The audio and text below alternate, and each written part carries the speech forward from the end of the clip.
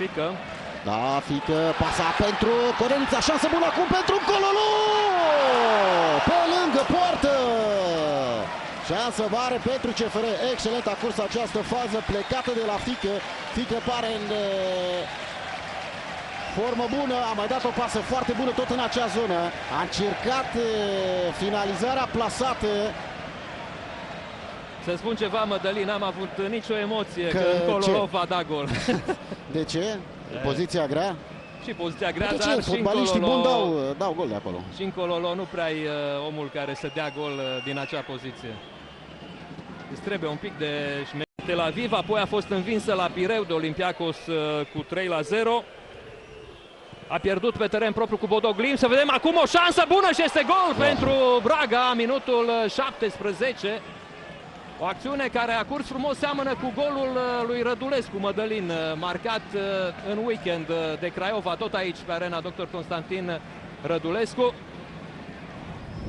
Jean-Baptiste Gorbi este marcatorul și cei 8 suporteri ai Bragăi.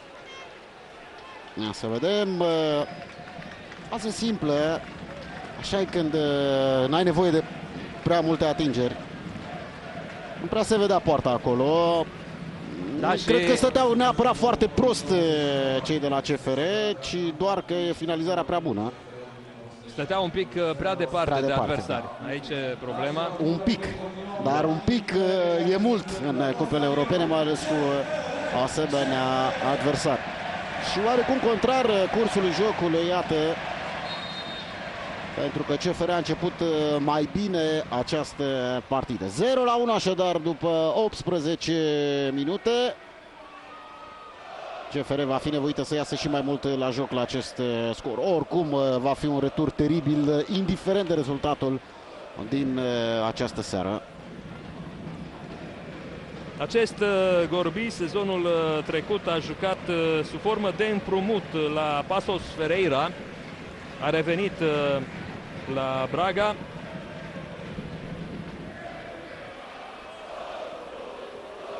Un jucător care nu marchează foarte multe goluri, Mădălin. Sezonul trecut, în 34 de partide la Ferreira, a marcat doar 2 goluri. Însă omul potrivit la locul potrivit.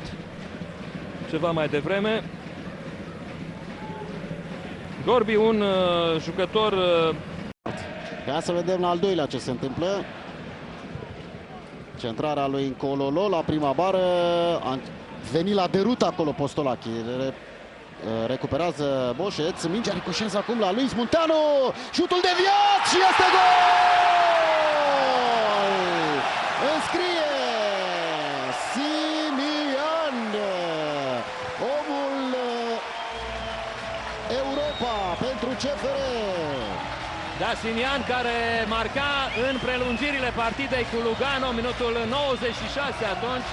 Și tot după o lovitură de colț venea și acel gol. Sigur, atunci direct din mingea centrată în careu. Revedem toată faza. Mingea deviată în fața porții. Norocos pentru Simian. Da. E gol norocos. Da. Lagerbilke, cel care acorda lovitura de colț, tot el deviază mingea pentru Simian. Nimic de făcut pentru Hornicek. Reușește CFR, iată, la doar 12 minute după golul celor de la Braga să egaleze.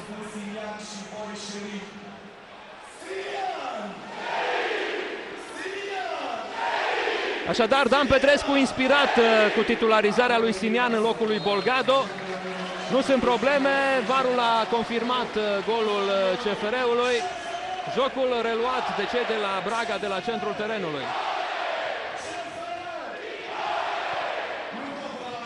Și recapătă puțin cadența CFR. Iată-l din nou pe Boșeț aici. Fault însă asupra lui João Moutinho.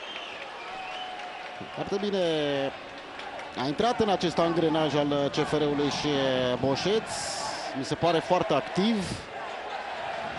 Aici nu e nimic, sincer.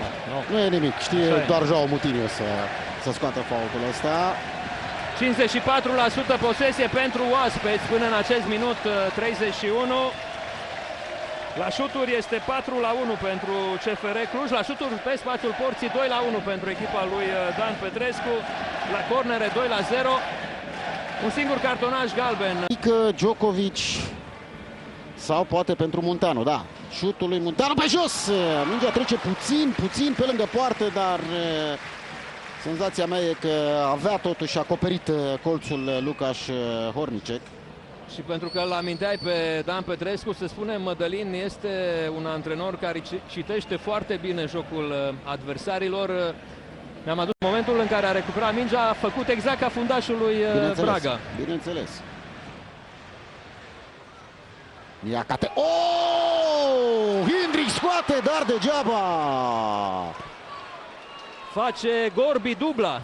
Minutul 50. De unde a venit pasa aia? De unde a venit pasa aia? Hindrick. Din mișcarea jucătorilor, Mădălin. Hindrick iese foarte bine în întâmpinare, dar apărarea CFR-ului este făcută șah-mat la această fază. Ia uite-te de unde, uite-te cum s-a strecurat așa, ușor. Cine se așteaptă să dea pas adversarul așa, acum sincer? Horta a fost cel care a dat... Da, capitanul celor de la Braga. Fran Navarro ratează și apoi Gorbi face dubla. Foarte frumoasă toată faza. Vezi? Manchester City. Exact ce spuneam, pase din prima, dinamic permanentă. Se creează acel spațiu de verticalizare. Foarte greu să faci vreun fel de marcaj în astfel de situații. Nu poți face marcaj, Mădălin, pentru că jucătorii fac atâtea încrucișări și atâta pleacă și vin încât nu mai știi după care să te duci, știi? Asta e și menirea acestei tactici a celor de la Braga. Hai să vedem. Însă CFR n-a arătat rău până acum, cel puțin pe fază de atac. În apărare a avut probleme, dar oarecum de așteptat. Eu cred că orice alt adversar din România ar fi avut Braga, tot așa ar fi decurs lucrurile. Poate cu ceva mai multă posesie pentru cealaltă echipă. Camora preferă să lase mingea în afara terenului. Da, supărat în Cololo, pentru că în Cololo plecase pe un culoar, însă Camora prefera să lase mingea în afara suprafeței de joc. N-ar veni unul de la CFR, nu? O centrare bună! Ce ratare! Avem noroc aici. Fran Navarro. Da, legat de ce spuneai mai devreme, eu spun, fică, ar fi mai bun decât Răzvan Marin. Tu ai ce ai cu Răzvan Marin? Am, sigur. Nu-mi place. Mi se pare lent. Sau mai bine spus, te aștepți la mai multe de la el, nu? Nu. Prea lent și prea defensiv Răzvan Marin.